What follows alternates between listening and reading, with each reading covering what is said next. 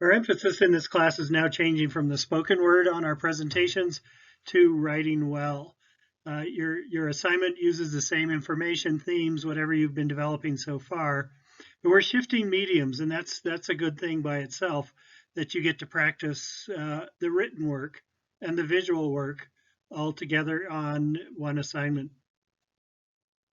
You can think of this assignment in a couple of ways. You can think of it like in the example here of paper that you would walk with both illustrations and the written word, the information, the interpretation, the provocation, all of the Tilden ideas in a small booklet that you would be walking with full-size pages, either landscape or portrait. For some people, it'll help to think of these more as posters that might be mounted out along the trail. So either way, you're developing both an attractive page or sign, and you're continuing on with your information, your revelation, your provocation from your previous project called the Walk and Talk. We're going to have several videos today on various topics. This first one, though, we're going to go with what is reading level of a text, and what is it that people want to read? How difficult of reading do they want to do when they're on vacation? But that's because we're thinking as interpreters. You have other reasons for other kinds of writing, and it's nice to be able to evaluate the reading grade level of the text. So this is the manual way to go about it, and there are a number of steps. Step 1, examine a writing example of complete sentences that's of at least 100 words. And find the average number of words per sentence by dividing the total number of words by the total number of sentences. Hold on to that number. You can see there's a space for writing those down. The assumption here is that long sentences are a little more difficult to read, a little more sophisticated as well. Step 2 makes the assumption that longer words are more sophisticated, more difficult, higher reading level. So here we go. Step 2, count the number of words of 3 syllables or more per sample. However, don't count these common words. 1, words that are always capitalized, such as proper nouns. The idea here is that you don't have a choice. You have to use those. 2, do not count the words that are combinations of short, easy words like bookkeeper and butterfly. And 3rd, don't count the words that are verb forms that are made into 3 syllables by their ending, such as ed or es or ing, words like created or trespasses. Then divide the exact number of 3-syllable words by the exact number of words in the passage. This gives you, times 100, the percentage of hard words in the passage.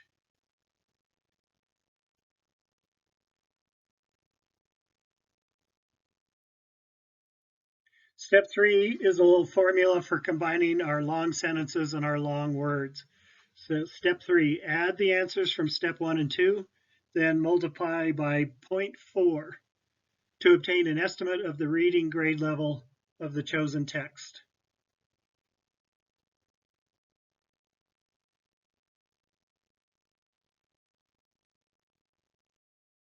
I will read this example.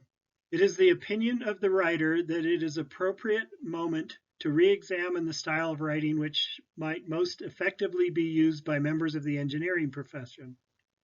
It is also the writer's belief that a long-standing tradition about the inappropriateness of the active voice and of the personal pronoun for technical writing has made for a great deal of inefficiency. This kind of writing has been exemplified in the past by numerous national publications. It would appear that an application of the principles of engineering to the problem would be beneficial, and it would seem the result might be that of such a style would be eliminated. So here's our formula. We have 22 plus 18 times that fudge factor of 0.4, which gives us 16. So 16 years of school beyond kindergarten. Here's how we got there down there at the bottom. Total number of words, 109. Number of sentences, 5. So the average sentence length is 22 words, which is the first number there in the formula. Words of 3 or more syllables, there were 20 difficult words per 100, so we get a ratio there of 18. And then average sentence length added to the percentage of difficult words per 100 words is 40, multiplied by the 0.4 gives us the 16 years past kindergarten. So I gave you that example and that formula to give you an idea of what are the components behind a reading level. Since most of your writing is probably done on a computer more often than not in MS Word, MS Word kindly offers you a reading level on your writing. You have to turn it on though. And yes, you can just Google reading level in MS Word and come up with this, but here we go just very, very quickly. Go to Files, down at the very bottom is Options. Then you've got a number of tabs. One of them is Proofreading, and you have a number of boxes that you can check. Usually the check grammar with spelling is already checked off for you, and you usually need to put a check in the box, Show Readability Statistics. Then you click OK. Then when you go to your writing, you can either highlight a section or do the entire writing, and go to the Review tab up at the very top when looking at your writing and click to do the spelling and grammar, and it will, at the end of that spelling and grammar check, give you the readability level of your document. I'm going to read to you again. He'd been having trouble with students who had nothing to say. At first he thought it was laziness, but later it became apparent that it wasn't. They just couldn't think of anything to say. One of them wanted to write a 500-word essay about the United States. He was so used to the sinking feeling that comes from statements like this and suggested without disparagement that she narrow it down to just Bozeman. When the paper came due, she didn't have it and was quite upset. She had tried and tried, but she just couldn't think of anything to say. She wasn't bluffing him. She really couldn't think of anything to say and was upset by her inability to do as she was told. It just stumped him. Now he couldn't think of anything to say. A silence occurred. But then a peculiar answer. Narrow it down to the main street of Bozeman. It was a stroke of insight. She nodded and dutifully went out. But just before her next class, she came back in real distress that had obviously been there for a long time. She still couldn't think of anything to say and couldn't understand why. If she couldn't think of anything to say about all of Bozeman, she should be able to think of something about just one street. You're not looking, he said. He told her, narrow it down to the front of one building on Main Street of Bozeman, the Opera House. Start with the upper left-hand brick. She came to the next class with a puzzled look and handed him a 5,000-word essay on the front of the Opera House on the Main Street of Bozeman, Montana. I sat in the hamburger stand across the street, she said, and started writing about the first brick, and then the second brick. And then by the third brick, it all started to come, and I couldn't stop it. They thought I was crazy, and they kept kidding me, but here it all is. I don't understand it. Neither did he, but on long walks through the streets of town, he thought about it. She was blocked because she was trying to repeat in her writing things she had already heard, just as on the first day he had tried to repeat things he had already decided to say. She couldn't think of anything to write about Bozeman because she couldn't recall anything she had heard worth repeating. She was strangely unaware that she could look and see freshly for herself, as she wrote without primary regard for what had been said before. The narrowing down of the one brick destroyed the blockage because it was so obvious she had to do some original and direct seeing. He experimented further. In one class, he had everyone write all hour about the back of his thumb. Everyone gave him funny looks at the beginning of the hour, but everyone did it, and there wasn't a single complaint about nothing to say. Once they had got into the idea of seeing directly for themselves, they also saw there was no limit to the amount they could say. It was a confidence-building assignment, too, because what they wrote, even though seemingly trivial, was nevertheless their own thing, not mimicking of someone else's. He concluded that imitation was a real evil that had to be broken before real rhetoric teaching could begin. This imitation seemed to be an external compulsion. Little children didn't have it. It seemed to come later on, possibly as a result of school itself. That sounded right, and the more that he thought about it, the more right it sounded. Schools teach you to imitate. If you don't imitate what the teacher wants, you get a bad grade. Here in college, it was more sophisticated, of course. You were supposed to imitate the teacher in such a way as to convince the teacher you were not imitating, but take the essence of the instruction and going ahead with it on your own. That got you A's. Originality, on the other hand, could get you anything from an A to an F. The whole grading system cautioned against it. This is from Zen and the Art of Motorcycle Maintenance by Robert Pirsig.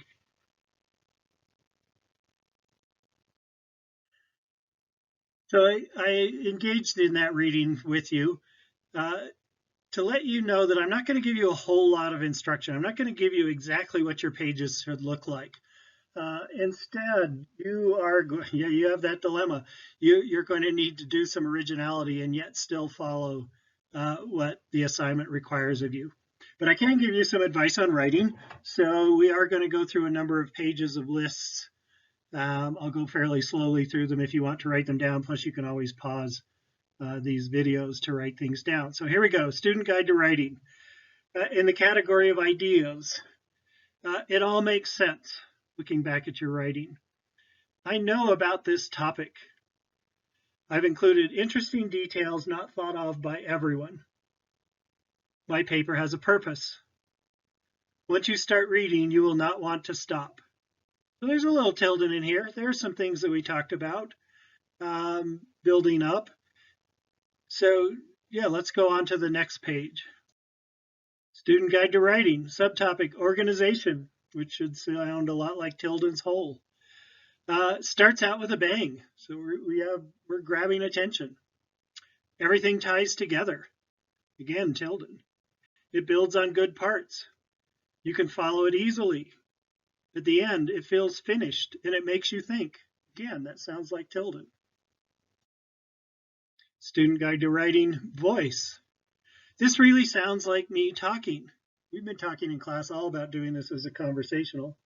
My reader can tell that I care about this topic. This is what I think. I want you to read this and feel something. Aren't my ideas really terrific?